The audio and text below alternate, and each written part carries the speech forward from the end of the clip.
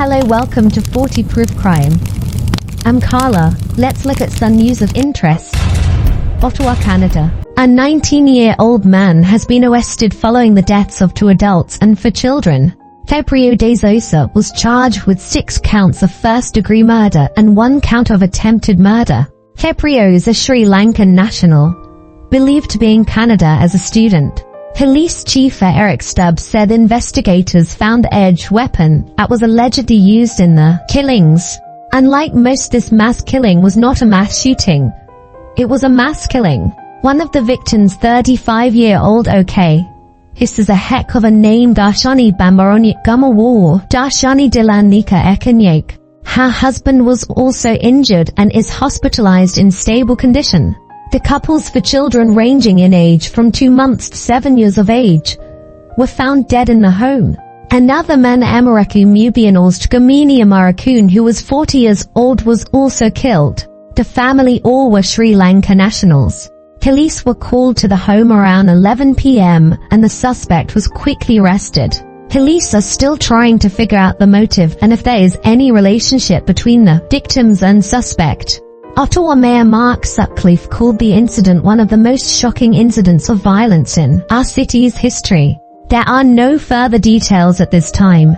Now on to Pennsylvania, United States. Jaden Batista, 19 years old, was running away from Trevor Weigel, 23 years old, who was her ex-boyfriend, and was fatally stabbed in front of a responding police officer on a call about a break-in at Jaden's residence. Trevor tackled her to the ground and stabbed her repeatedly in the chest and neck. When the officer approached, Weigel fled while stabbing himself in the neck. While the office provided first aid to Jaden, another officer who just arrived continued to chase Weigel. After catching up, chased him. Jaden was stabbed around 15 times, penetrating her carotid artery and aorta. Weigel was arraigned and charged with criminal homicide, burglary, possession of an instrument of crime, and disorderly conduct and harassment. He was denied bail. He was treated and released for his injuries and is being held at the Bucks County Correctional Facility. On now to Two Rivers, Wisconsin, United States, who sends a 3-year-old boy away to learn to be a man. While mother Katrina Bohr and her partner Jesse Vang say that is what happened and now the boy is missing.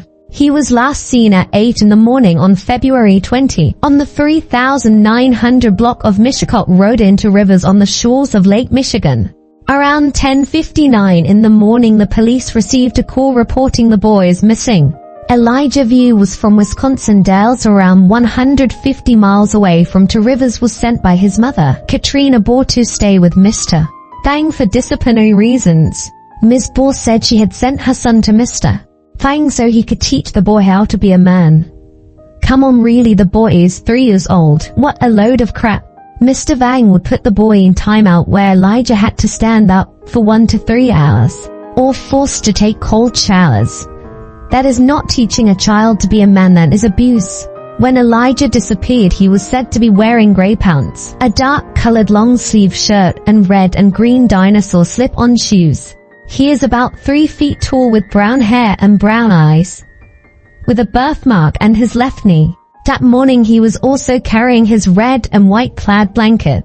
One day after his disappearance, his mother, 31 years old, was arrested and charged with party to a crime, child neglect, and being held on $15,000 bond. She is said to have changed her story on her whereabouts at least twice. She was also given to other charges of obstruction on the 26th of February.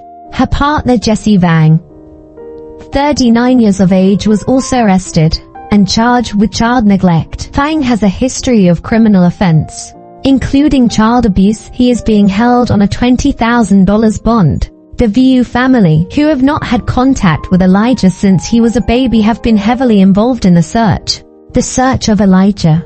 Multiple law enforcement agencies, the Two Rivers Police Department, the FBI, the Wisconsin Department of Criminal Investigations, the Manitowoc Police Department, the Manitowoc County Sheriff's Office, and the Sheboygan County Sheriff's Office are all involved in the search for Elijah. Dive teams are combing nearby waterways and checking landfills over the last 2 days. Officers are following up on every lead in order to bring Elijah home.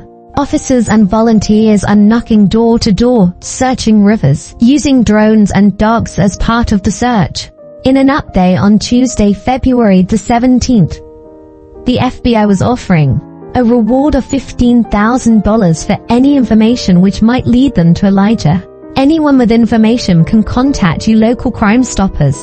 Thank you for joining me today.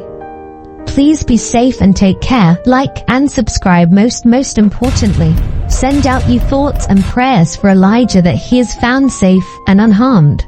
Good night, everyone.